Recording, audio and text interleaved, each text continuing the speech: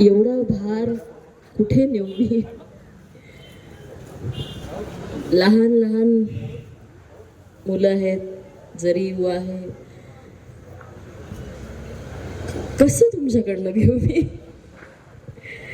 तुम्ही माझ्यासाठी एवढी मेहनत करत आहे, सातत्याने माझ्यासोबत आहे, खूप आहे. पण या लहान मुलांसोबत मी नाही घेऊ शकत, अजिबातच नाही घेऊ शकत. नाही.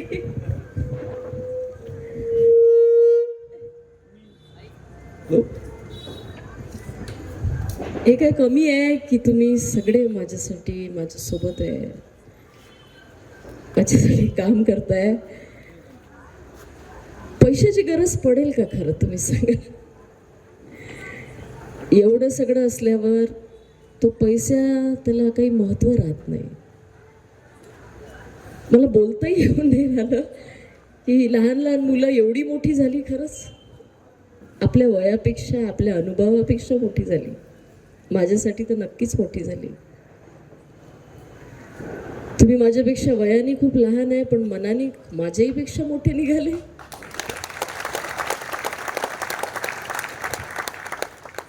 इतकं मी नाही सांभाळू शकत नाना भाऊ,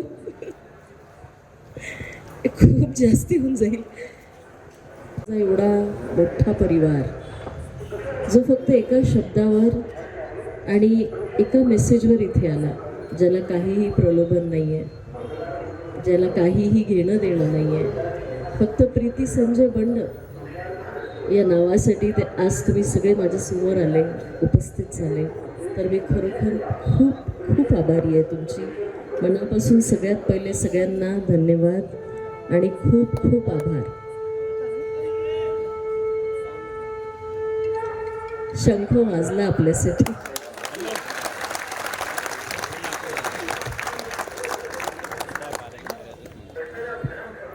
मला माहीत नव्हतं ही लढाई इथून सुरू होईल आणि इथपर्यंत जाईल. सगळ्यांनी इथे सांगितलं काय झालं काय नाही तिकीटचं, पण ही गोष्ट खरी आहे की मी थांबली होती. मी म्हटलं नाही दिली आपण बसून राहू. पण सातत्याने 3 दिवस जेव्हा सगळे आले आणि म्हणे एक निर्णय घ्या, तर मी म्हटलं निर्णय काय घ्यायचा? तुम्हाला हे सांगणं याच्यासाठी महत्त्वाचं आहे कारण तुम्हाला हे नाही वाटायला पाहिजे की मला प्रत्येकजण विचारतं की तुम्ही का बरं उभे आहे. मी म्हटलं अरे हा काही प्रश्न झाला, म्हणून आज मला असं वाटतं कुठेतरी तुम्हाला सांगायला पाहिजे. मी लढायला तयार नव्हती, पण 3 दिवस सातत्याने सगळे आले आणि म्हणाले तुम्हाला लढावं लागेल. लढावं लागेल इथपर्यंत बरोबर होतं, पण मी म्हटलं कसं लढणार? न पक्ष न पैसा हा विषय तेव्हाही होता, आजही आहे. तर ते म्हणे नाही आमच्यासाठी लढा. म्हटलं हो तुमच्यासाठी लढावं हे बरोबर आहे, पण त्याच्यासाठी तुम्हाला एक स्ट्रॉंग कॅन्डिडेट लागेल. तो म्हणे कोण म्हणते तुम्ही स्ट्रॉंग नाही आहे? पैसाच सगळं काही नाही आहे.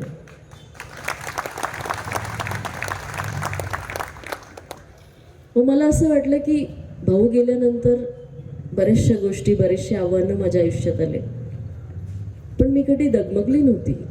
Because I was always a fighter and I am a fighter. पण फायटर हे शब्द वापरून होत नाही, त्याला जिद्दीने समोर जावं लागतंय.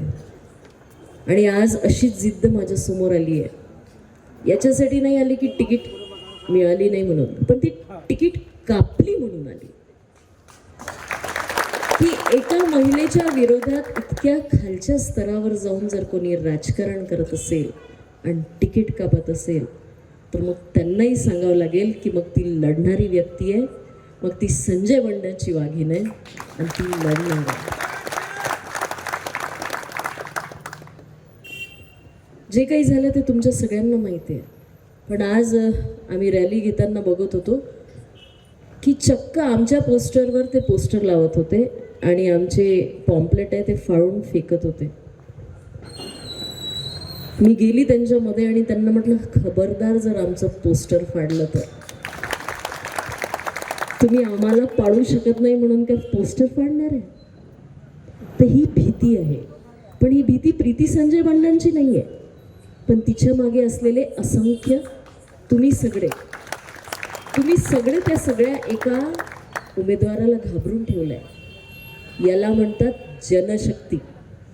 नारे लावले जातात की धनशक्ती वर्सेस जनशक्ती, पण आज त्यांना बघायला मिळेल की जनशक्ती काय असते. आणि हे आपण दाखवून देऊ, नक्कीच दाखवून देऊ. हा लढा देताना मी आणखीन एक विचार केला की हा अन्यायाच्या विरोधात तर माझा लढा होताच, पण हा लढा खरं म्हणजे बडनेरासाठी होता, बडनेराच्या विकासासाठी होता. कारण मी लोकसभेच्या वेळेस जेव्हा फिरली, बळवंतभाऊंसोबत सातत्याने फिरली, तेव्हा मला बडनेरा मतदारसंघातल्या खरं गोष्टी आठवल्या की अमरावती आणि बडनेरामध्ये 8 किलोमीटरचं अंतर आहे. पण जेव्हा तुम्ही बडनेरा बघता आणि अमरावती बघता तेव्हा 100 किलोमीटरचं अंतर दिसते विकासाच्या बाबतीत. आपणही महानगरपालिकेचे टॅक्स भरतोच ना, पण साधं एक सांस्कृतिक भवन नाही आहे त्या बडनेरामध्ये. एकाच घरी आमदार, एकाच घरी खासदार असताना क्रीडा संकुलन दिसते का आपल्या बडनेरात? जिल्हा स्टेडियम बघितलं का अमरावतीचं? आपल्या बडनेरात दिसते का कुठे स्टेडियम? भातकुलीला क्रीडा संकुलन झालं का? साधे ग्राउंड नाही ठेवले, पोरांना खेळायसाठी ग्राउंड नाही ठेवले. आपल्याला कुठलाही कार्यक्रम घ्यायचा असला की अमरावतीत घ्यावं लागते, कारण बडनेरात सांस्कृतिक भवन नाही आहे अजून. का बरं मग बडनेराच्या लोकांना हे जाणवत नाही? का बरं कोणी प्रश्न नाही उचलू? काय तर आम्हाला 500 रुपयाची एक बॅग येते, ती बॅग दिली की कोणी काहीच मागत नाही. ती बॅग दिली की नाना नानी स्पॉटवर जाऊन त्या बेंचवर बसलं आणि गोष्टी केल्या की विषय संपतो. बाकी तुम्हाला काहीच पाहिजे नाही का बडनेराला? हे सगळं जेव्हा मी बघितलं, आणि त्याच्याही पेक्षा मी बघितलं जेव्हा मी संजय गांधी नगरमध्ये गेली, यशोदा नगरमध्ये गेली, अजून बऱ्याच ठिकाणी गेली की तिथे शिकलेली युवा आहेत, युवा पिढी जी शिकलेली आहे, पण त्यांना रोजगार नाही आहे. म्हणून इझी मनीच्या मागे क्रिमिनल क्राईम, ज्युव्हेनाईल डेलिक्वेन्सी जी वाढली आहे बडनेरामध्ये, की एका महिन्यात जेव्हा 7 आणि 8 मर्डर होतात, तेव्हा तुम्ही लक्षात ठेवा बडनेरा कुठे चाललाय. हे सगळं बघून मी लढायचं ठरवलं होतं, पण जेव्हा त्यांना दिसलं की एक साधी सिंपल एकटी, त्यांच्या हिशोबाने एकटी महिला आपल्याला पाडू शकते, तर त्यांनी आपले पंखच कापायचा विषय केला. पण म्हणून आपण लढणार नाही असं नाही. दुसरी गोष्ट अशी होती की त्यांना माहीत होतं समोरचा उमेदवार ना विकल्या जाणार आहे ना झुकणार आहे. कारण सगळ्यांना वाटते की आजकाल पैशाने सगळंच घेतल्या जाते, विकत घेतल्या जाते. पण त्यांना आम्ही ठामपणे सांगितलं की ना मी विकल्या जाणार आहे आणि नाही मी वाकल्या जाणार आहे. म्हणून त्यांनी बऱ्याचशा गोष्टी आता समोर आणल्या. उमेदवारी मागे घेतील, पहिला विषय. ते 4 तारीख होऊन गेली तर मग म्हणे पुढे जाऊन थांबतील. आता तर नवीनच काढलं, काय माहीत कुठे जातात. हा प्रश्न त्यांना का बरं पडून राहिला? हा प्रश्न आपला आहे, आपली लढाई आहे, आपण लढणार आहे. हारणं जिंकणं तर नंतरचा विषय आहे, पण आता सध्या आपल्याला लढावं लागेल. लढावं का बरं लागणार आहे? कारण ती मगरुरी जी पैशाची आणि सत्याची या बडनेऱ्यात दिसते ना, ती कुठेतरी आपल्याला कमी करायची आहे, घालून टाकायची आहे. जाती, धर्म, भेद भाव याच्यात बडनेरा कुठपर्यंत घुरपडत राहणार आहे? कुठेतरी समोर जावं लागणार आहे. आपल्या मुलांसाठी चांगल्या शाळा लागतील, आपल्या मुलांसाठी रोजगार लागणार आहे. इथले तर बेसिक प्रश्नच नाही सुटले अजून. रस्ते नाल्या जशाच्या तशाच आहे. प्रत्येक ठिकाणी गेलं की आमच्याकडे रस्ता नाही आहे, आमच्या नाल्याचा. अरे हे तर बेसिक गोष्टी आहेत. विकास कधी होणार आहे? म्हणून जेव्हा हा अन्याय झाला, हा लढा फक्त अन्यायाच्या विरोधात नाही आहे. हा लढा त्या विकासासाठी आहे, त्या बडनेरावासियांसाठी आहे आणि त्या तमाम लोकांच्यासाठी आहे ज्यांनी संजू भाऊंचा परिवार आणि संजू भाऊंसाठी जे प्रेम त्यांनी माझ्या पाठीशी राहून ठेवलं, त्याच्यासाठी हा सगळा लढा आहे. तुम्ही सगळे जर पाठीशी असले ना, तर मी तुम्हाला सांगते आपण नक्कीच जिंकणार. कारण आता समोरचे घाबरलेले आहे. आणि माझे सारथी असलेले पाटील साहेब, यांनी मला जे मार्गदर्शन केलं की तुम्ही लढा, मी आहो म्हणे तुमच्यासोबत. आणि त्या दिवशीपासून तर आजपर्यंत ते माझ्यासोबत आहे. कुठे जायला पाहिजे, कुठे पदयात्रा घ्यायला पाहिजे, हे मला इतकं चांगलं गाईड केलं जाते की मागच्या इलेक्शनमध्ये तर मला हे माहीतच नव्हतं. लाडकी बहीण योजना खरं म्हणजे माझ्यासाठी आलेली आहे.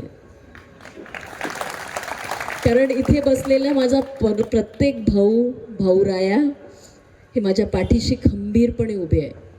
काही तुम्हाला दिसतील, काही माझ्या पाठीशी अदृश्य जे आहेत ते दिसणार पण नाही, पण ते अदृश्य जे शक्ती आहे ना, ती एवढी प्रबळ आणि मोठी आहे की मी सांगूही शकत नाही तुम्हाला.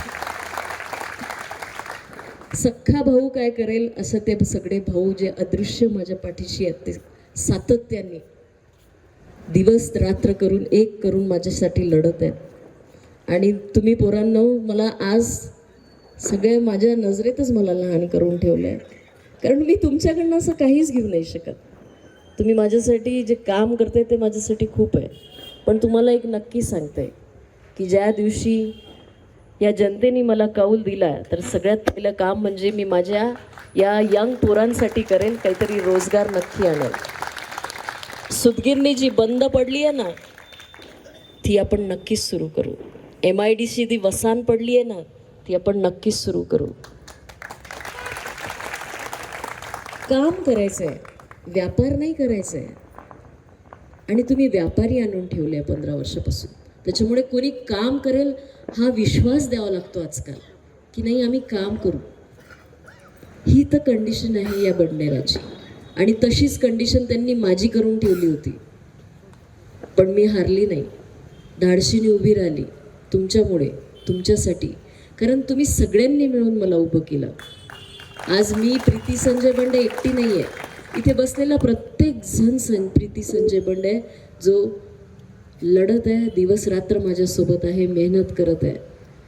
एका घरी आम्ही पदयात्रेला गेलो, अगदी छोटंसं घर होतं. ते म्हणे अंदर आव. म्हटलं नाही नाही खूप घाई आहे. नाही नाही आत तर या म्हणे. म्हटलं ठीक आहे. आली. माझ्याकडनं हे एवढंच घ्या म्हणे 1000 रुपये. मला एवढं रडायला आलं की इतकं प्रेम नाही मिळत आजकाल, तर नाहीच मिळत. पण ही खरं सांगू का, हे संजय बंडे या नावाची पण नाही आहे, ही जादू आहे त्या नावाची. कारण आजही कुठेतरी प्रत्येक जण त्या संजय बंडांना शोधत आहे, संजय बंडांच्या विचाराला शोधत आहे. आणि कुठेतरी त्यांना मी दिसते त्याच्यात, म्हणून मला एवढा पाठबळ मिळत आहे. पण मला आता रडवू नका. मला खरंच तुमच्या पैशाची अजिबात गरज नाही आहे. तुमच्या प्रेमाची गरज आहे, तुमच्या एका एका मताची गरज आहे. पैसा माझ्यासाठी कधीच महत्त्वाचा नव्हता, तो आजही राहणार नाही. कारण माणसाच्या गरजा कमी असल्या ना तर पैसा लागत नाही. आणि आम्ही नेहमी आमच्या गरजा कमी ठेवल्या. ऑटो चिन्ह मिळाल्यावर मला त्याच्यात बसताना कधीच काही वाटलं नाही, कारण मी सतत ऑटोत फिरत आली आहे. भाऊ आमदार असताना सुद्धा मी ऑटोत फिरलेली आहे. म्हणजे बरेचदा असं व्हायचं की गाडीत बसून कार्यकर्ते यायचे आणि मी ऑटोतून जायची. मग त्यांना हात दाखवायची की बा तुमची बायको इथे. तेव्हा सगळे कार्यकर्ते बाहेर उतरायचे, म्हणे वहिनी आमच्यामुळे तुम्हाला ऑटोत बसावं लागतं. म्हटलं नाही, आम्हाला काही वाटत नाही. तेव्हापासून आमच्या गरजा अशा छोट्याशाच होत्या. त्याच्यामुळे पैशाचं महत्त्व कधी कळलंही नाही आणि कधी लागलंही नाही, आजही लागणार नाही. पण तुमच्या सगळ्यांची खूप खूप मनापासून काय म्हणू मी, आभार म्हणू, धन्यवाद म्हणू, जे काही आहे. एक स्वाभिमानी महिलेला स्वाभिमानाने लढू द्या, प्रेमाने जिंकू द्या आणि कामं करू द्या तुमच्यासाठी. कारण तुमच्या एवढं प्रेम आणि तुमच्या एवढं लढा देणाऱ्या मतदारसंघ मला आजपर्यंत मिळालेला नाही. प्रीतीताई तुम संघर्ष करो, प्रीतीताई तुम संघर्ष करो.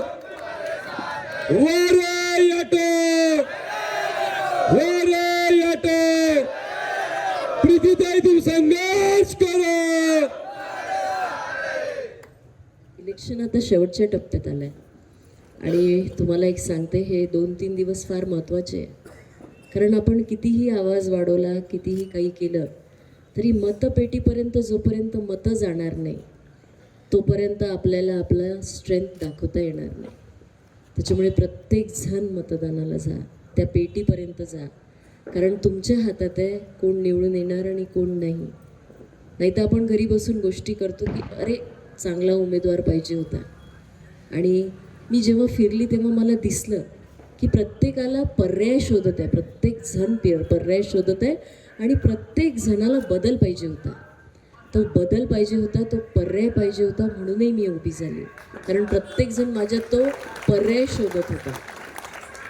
बस एवढंच म्हणते की हे असंख्य प्रेम, अफाट सन्मान संजय बंड या नावाला जो तुम्ही देत आहे आणि त्या रूपात मला कुठेतरी मिळत आहे, त्याच्यासाठी फार आभारी आहे आणि तुमचे खूप खूप धन्यवाद.